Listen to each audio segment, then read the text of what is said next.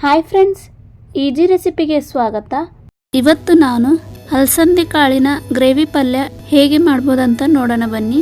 ಹಾಗೇನೆ ಇಲ್ಲಿ ನಾನು ಈ ಗ್ರೇವಿ ಪಲ್ಯ ಮಾಡೋದಕ್ಕೆ ಟೊಮೆಟೊವನ್ನು ಉಪಯೋಗಿಸದೇನೆ ಬರೀ ಈರುಳ್ಳಿಯಿಂದ ಗ್ರೇವಿ ಪಲ್ಯವನ್ನು ಹೇಗೆ ಮಾಡ್ಬೋದಂತ ತೋರಿಸ್ಕೊಡ್ತಾ ಇದ್ದೇನೆ. ಮಾರ್ಕೆಟ್ನಲ್ಲಿ ಟೊಮೆಟೊ ತುಂಬಾನೇ ದುಬಾರಿ ಆಗಿರುವುದರಿಂದ ಬರೀ ಈರುಳ್ಳಿಯನ್ನು ಉಪಯೋಗಿಸಿಕೊಂಡು ಈ ರೆಸಿಪಿಯನ್ನು ಮಾಡೋಣ ಬನ್ನಿ.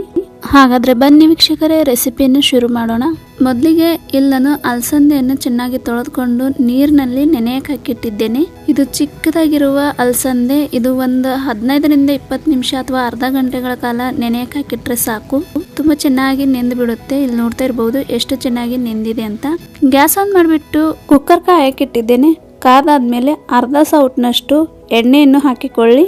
ಇಲ್ಲಿ ನಾನು ಕುಕ್ಕರ್ನಲ್ಲಿ ಮಾಡ್ತಾ ಇದ್ದೇನೆ. ಕುಕ್ಕರ್ನಲ್ಲಿ ಮಾಡೋದರಿಂದ ಅಲಸಂದೆ ಕಾಳು ತುಂಬಾ ಚೆನ್ನಾಗಿ ಬೆಂದು ಬಿಡುತ್ತೆ. ಎಣ್ಣೆ ಚೆನ್ನಾಗಿ ಕಾದಾದ ನಂತರ ಇದರಲ್ಲಿ 4ರಿಂದ 5 ಎಸಳು ಕರಿಬೇವನ್ನು ಹಾಕಿಕೊಳ್ಳಿ. 1 ಟೇಬಲ್ ಸ್ಪೂನ್ ಅಷ್ಟು ಜೀರಿಗೆ ಹಾಕಿಕೊಳ್ಳಿ. ಎಣ್ಣೆಯಲ್ಲಿ ಕರಿಬೇವು ಮತ್ತು ಜೀರಿಗೆ ಚೆನ್ನಾಗಿ ಚಿಟಪಟ ಆದ್ಮೇಲೆ ಹಿಂಗ್ ಹಾಕಿಕೊಳ್ಳಿ ಸ್ವಲ್ಪ. ಹಾಗೆ ಒಂದು ಮೀಡಿಯಂ ಆಕಾರದಲ್ಲಿರುವ ಈರುಳ್ಳಿಯನ್ನು ಈ ರೀತಿ ಚಿಕ್ಕದಾಗಿ ಕಟ್ ಮಾಡಿ ಇದರಲ್ಲಿ ಹಾಕಿಕೊಳ್ಳಿ.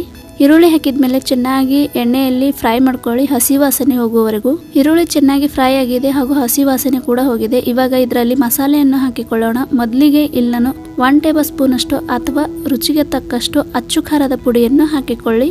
1 ಸಣ್ಣ ಟೇಬಲ್ ಸ್ಪೂನ್ ಅಷ್ಟು ಅರಶಿಣ, 1 ಸಣ್ಣ ಟೇಬಲ್ ಸ್ಪೂನ್ ಅಷ್ಟು ಧನಿಯಾ ಪುಡಿ, 1 ಸಣ್ಣ ಟೇಬಲ್ ಸ್ಪೂನ್ ಅಷ್ಟು ಗರಂ ಮಸಾಲ ಹಾಕಿಕೊಂಡು ಚೆನ್ನಾಗಿ ಎಣ್ಣೆಯಲ್ಲಿ ಫ್ರೈ ಮಾಡ್ಕೊಳ್ಳಿ. ಫ್ರೈ ಮಾಡ್ಕೊಳ್ಳುವಾಗ ಮಸಾಲೆಯನ್ನು ಗ್ಯಾಸ್ ಮೀಡಿಯಂನಲ್ಲಿಟ್ಟೆ ಈ ಪ್ರೊಸೆಸ್ ಮಾಡಬೇಕು. ಇಲ್ಲ ಅಂದರೆ ಕಪ್ಪಾಗ್ಬಿಡುತ್ತೆ. ಮಸಾಲೆ ಎಲ್ಲ ಕಪ್ಪಾಗ್ಬಿಟ್ರೆ ಟೇಸ್ಟ್ ಬರೋದಿಲ್ಲ. ಅದರಿಂದ ಗ್ಯಾಸ್ ಮೀಡಿಯಂನಲ್ಲಿಟ್ಟು ಚೆನ್ನಾಗಿ ಮಸಾಲೆಯನ್ನು ಎಣ್ಣೆಯಲ್ಲಿ ಫ್ರೈ ಮಾಡ್ಕೊಳ್ಳಿ. ಫ್ರೈ ಮಾಡ್ಕೊಂಡಿದ್ದಾದ ನಂತರ ಇವಾಗ ಇದರಲ್ಲಿ ಅಲಸಂದಿ ಕಾಳನ್ನು ಹಾಕಿಕೊಳ್ಳಿ. ನೀರಿನಲ್ಲಿ ನಾನು ಅರ್ಧ ಗಂಟೆಗಳ ಕಾಲ ನೆನೆಯಕ್ಕೆ ಹಾಕಿಟ್ಟಿದ್ದೆ.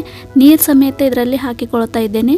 ಅಲಸಂದಿ ಕಾಳು ಹಾಕಿದ್ಮೇಲೆ ಅಲಸಂದಿ ಕಾಳು ಮುಳುಗುವಷ್ಟು ನೀರನ್ನು ಹಾಕಿಕೊಳ್ಬೇಕು ಈ ಕುಕ್ಕರ್ನಲ್ಲಿ ಬೇಯಿಸ್ಕೊಳ್ಳುವಾಗ. ಇಲ್ಲಿ ನಾನು ನೀರು ಹಾಕಿಕೊಂಡಿದ್ದೇನೆ. ಇವಾಗ ಉಪ್ಪು ಹಾಕಿಕೊಳ್ಳಿ ರುಚಿಗೆ ತಕ್ಕಷ್ಟು. ಇಲ್ಲಿ ನಾನು 1 ಟೇಬಲ್ ಸ್ಪೂನ್ ಅಷ್ಟು ಉಪ್ಪನ್ನು ಹಾಕ್ತಾ ಇದ್ದೇನೆ. ಉಪ್ಪು ಹಾಕಿದ್ಮೇಲೆ ಚೆನ್ನಾಗಿ ಒಂದ್ಸಲ ಮಿಕ್ಸ್ ಮಾಡ್ಕೊಳ್ಳಿ. ಇವಾಗ ಮೇನ್ ಇಂಗ್ರೀಡಿಯೆಂಟ್ಸ್, ಗ್ರೇವಿ ಚೆನ್ನಾಗಿ ಗಟ್ಟಿಯಾಗಿ ಬರ್ಬೇಕಂದ್ರೆ ಶೇಂಗದ ಕಾಯಿ ಹುರಿದ್ಕೊಂಡು ಪುಡಿ ಮಾಡಿಕೊಂಡು ಇದರಲ್ಲಿ ಪುಡಿಯನ್ನು ಹಾಕಿಕೊಳ್ಬೇಕು. 2ರಿಂದ 3 ಟೇಬಲ್ ಸ್ಪೂನ್ ಅಷ್ಟು. ಇಲ್ಲಿ ನಾನು ಶೇಂಗದ ಕಾಯಿ ಚಟ್ನಿಯನ್ನು ಹಾಕ್ತಾ ಇದ್ದೇನೆ.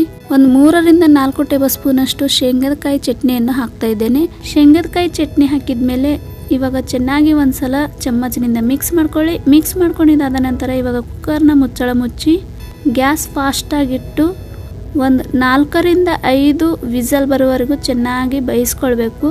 ಅಲಸಂದಿ ಕಾಳು ಬೇಯುವವರೆಗೂ ಚೆನ್ನಾಗಿ ಬೇಯಿಸ್ಕೊಂಡ್ರೆ ಸಾಕು. 4 ವಿಸಲ್ ಆಗಿದೆ. ಇವಾಗ ಗ್ಯಾಸ್ ಆಫ್ ಮಾಡ್ಕೊಳ್ಳೋಣ.